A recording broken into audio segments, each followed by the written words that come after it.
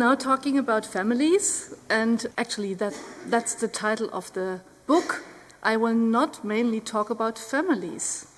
I will talk about children, because the reason why we think that families might be important structures for value and moral formation is because in the family, the first years of life, the child gets a lot of input that might be relevant for later on. And many psychologists and psychoanalysts have shown us why. Now, I would like to contribute that by giving you some examples that explain how early the influences, social influences of the family have an impact on children's moral development. I start with a picture of a brain. And this brain has three different color schemes there. They are all related to what we call executive control. So this is our control center in the brain that helps us to guide our behavior and to monitor our behavior. And of these three parts of the brain, this one here is specifically marked. And this has a good reason, because it is one that matures very early. I show it to you here. This is a graph showing the brain of a 4-year-old. And as you can see, the frontal cortex, so everything that is relevant for higher cognition, is not yet matured very much. As you can see that the color is still not blue, it's more reddish and yellow. But there's a specific part of this brain that is already pretty blue. And that's the orbital frontal cortex.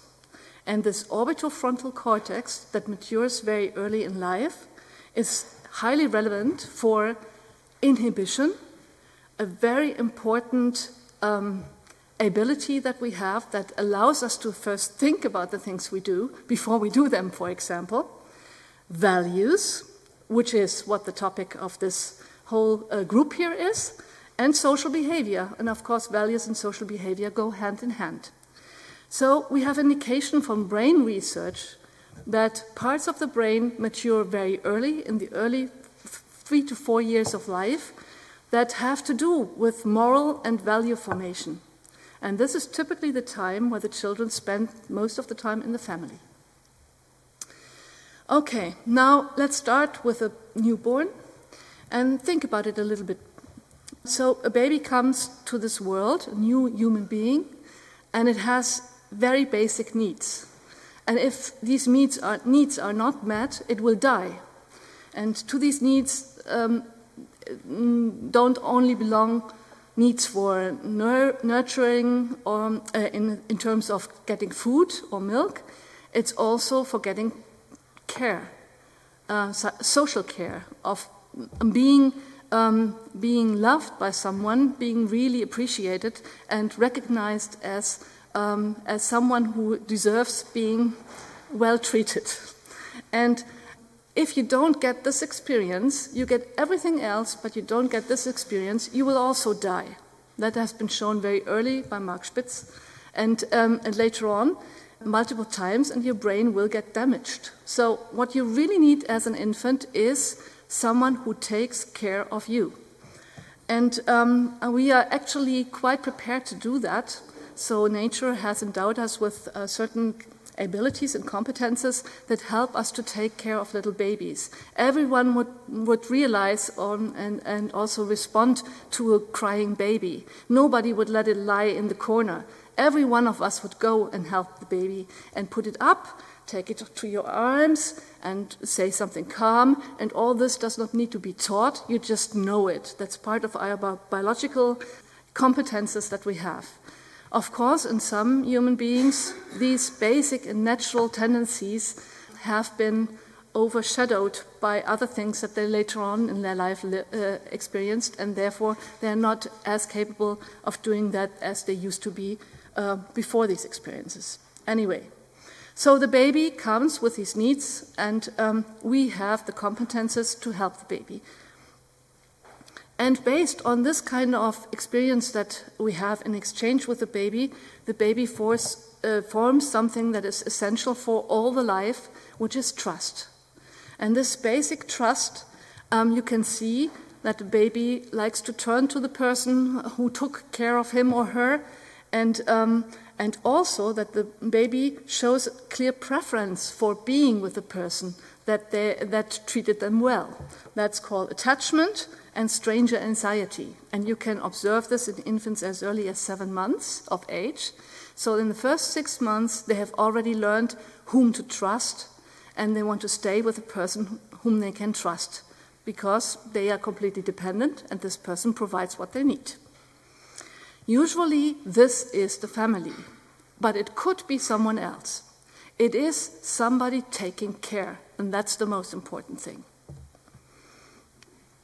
Now, in my research, I'm very interested in how social cues and social trust also leads learning about the world. So not only in the dyadic interaction, but also how other things in the world are perceived.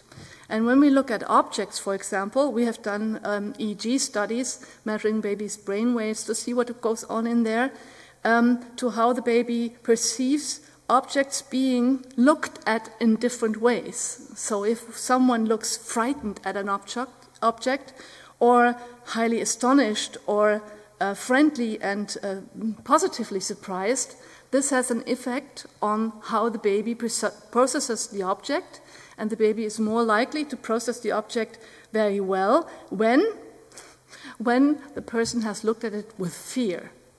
So the baby takes another person as an indicator for what shall I better not approach and where can I go. And you can also see this in everyday behavior by looking at something that is called social referencing or emotional referencing.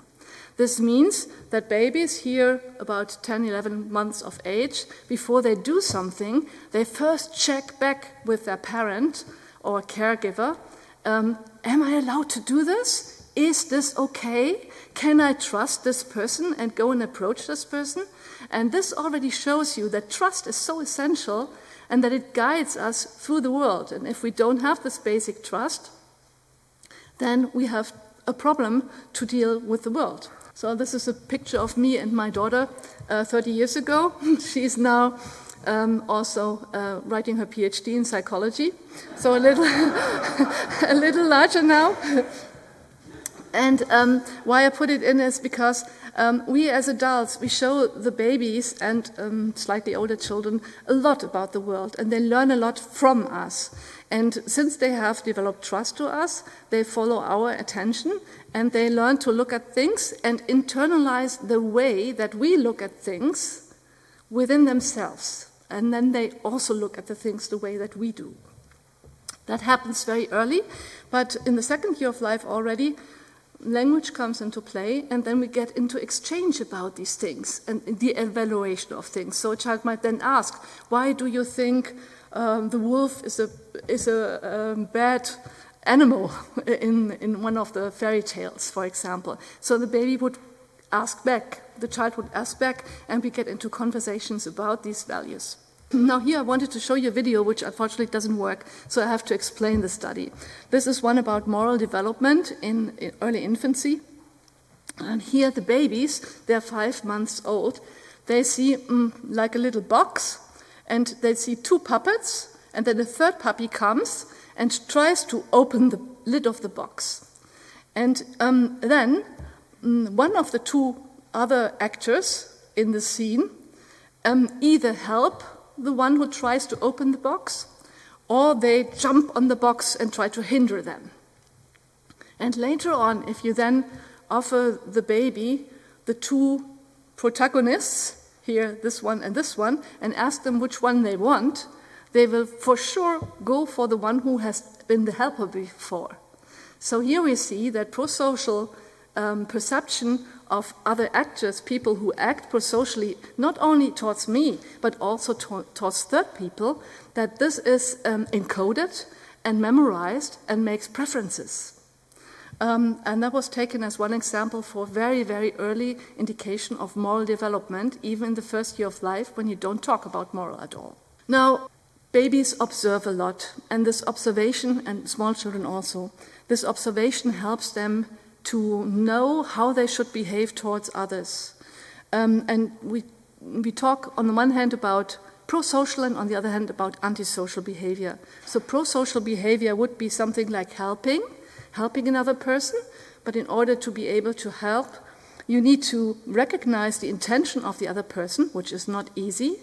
You need some knowledge about what the person might want to do, and you need to think about the intentions of the other person, and then you need to be motivated to help this other person. So if this other person has behaved badly before towards the third one, you might not want to help him, right?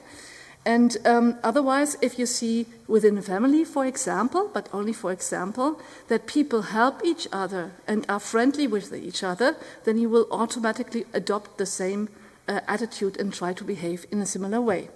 And this is also true for cooperation. When you want to build something, even a small tower in a toy game with another child, you learn that you need to negotiate about how to do it. And that's something new, and that's what children usually learn in kindergarten, because not many families have many children at home. This used to be different, so the siblings would teach each other, but very often if we have families that have only one child, the only chance to learn these things, like helping and cooperation, is then outside the family. For example, in a daycare center that has a lot of good role models, if it has. Okay, now let's talk about imitation, observational learning. I mentioned that children are really extremely good imitators from birth on. Even if you have a newborn and you stick your tongue, you will see that a moment later the newborn might also stick out the tongue. And this is not to say, I don't like you. This is to say, I am like you. I am like you. Yeah? So children do a lot to show, I want to be like you, I am like you. And gestures, utterances, actions with objects, all this we can also already see in imitation in 7-month-olds. And even complex behaviors with different action scenes that are required, 12-month-olds copy. So here we're all talking about infancy. This is usually the time where the baby is in the family or with the caregivers. Then something new occurs. It's called rational imitation. It means that I'm not copying anything you show me, but only if I think you have a specific purpose to do it that way and not another. Yeah? But for trusted people, I assume that you have a purpose. So I copy you, but not another person who does the same. So the children start to become selective. Whom should I copy? And this also has to do a lot with trust, whom I copy. And what we now study quite extensively is something you can observe in 3 to 4-year-olds. It's called over-imitation. And this means my trust is so great in you that even if I think you're doing absolute nonsense, I will copy you. Yeah? And this is something unique among humans. You don't find this to the same extent in great apes, for example. Humans are extremely motivated to copy others, and this is the case for 4 to 5-year-olds in extreme. Okay, now I have videos for you because I want to show you how from copying others, norms start to develop. In the videos that I will show you, there has been a flat form, and one person with a puppet in her hands plays the puppet, and an experimenter shows the child, if you want to get this object from this side of the platform to the other side, you need to use this tool, and you do this, right? I'm now paraphrasing. The experimenter does not say it that way. The experimenter just demonstrated it that way and calls it Dachsen, which is a fantasy name. Yeah? And now the child sees, after having been instructed that way, the following scene. So another person does something else to get the yellow block to the other side and says, oops, that's not Dachsen. I should not do it that way. And once the child has seen that, she sees another person coming and playing with a puppet and doing the same thing. Now I'm going to do Dachsen, This is how I'm duxing. Watch. And unfortunately, you don't have tone, but that's not how duxing goes. So he's trying to defend now what he has just learned. He tells the other person, don't do that. So maybe you know the situation from when you're standing at a traffic light and you want to go over the street in red, it's turning red, then your young children, 5 to 6 year olds, they will tell you what is okay and what is not okay. They have learned it and they're defending their norms against others. So that's when the values that we get from our trusted people transmit to norms and are defended in front of others as a norm. Okay. Now, very often the family is seen as the holy place where all the good stuff comes from, but if you think about a child that may just have this context, and the parents maybe fight about education, for example, about values, and the child watches this, the child gets very confused because there are two people I trust, and all of a sudden they argue for different norms. What am I supposed to do in this situation? That's undermining trust, basically. How are parents handling differences in their values is very important. If we do it well, if we discuss things well in front of the child knows how to deal with discrepancies in values. But if we don't, then the child has no clue what to do. And also, the child experiences situations with siblings, for example, where there is a norm, the parents set the norm, but this is not always kept. And how are parents then dealing with the one who does not follow the norm is also something that they carefully watch and observe and internalize and keep it for later for their moral and personality development. So it's not only important to be a good example, it's extremely important to show children how to deal what happens with situations when the norm is somehow not kept. Okay, just 2 to 3 slides more. When the child becomes older, it knows that the society also expects something from the child. And when we have migrant families, for example, and people have been socialized in one system and then come to a different system, and all of a sudden the rules change, then that's a real challenge for children, a big challenge. And what we do is we think about how we can teach them the new norms, but we don't think about how we can make them think about the different norms and how we can negotiate about them, even though that's much more important than saying, no, this is not how it's being done, it's done that way. Okay, so the child wants to know who is expecting what from me, and it learns, okay, different groups have different norms, but how not to become confused in this situation? Well, the only way to do it is to, then we also have differences between generations. Whoever has teenagers knows about this, so I don't need to tell you more about it. But each time has its own norms and values, and you need to negotiate them with your parents. And again, it's most important how you do it. Not that you push through, but how you do it. And finally, now we're coming to university, where I also end my talk. Becoming aware of the plurality and thinking about how to deal with plurality of norms is, in my view, the most important challenge that we are facing today, and that we also try to address in this wonderful series of books. So this is basically what we end up with, but even at that time, it's most important what you have learned in the early years. So keep in mind, that's the time where the most important things and the basic trust and the basic fundament of values and norms develop. Yep, all other circles and society and media and so on, they come around later. But very often we are just thinking about adults. Let's keep the children also in mind, because that's the basis for everything else. Thank you.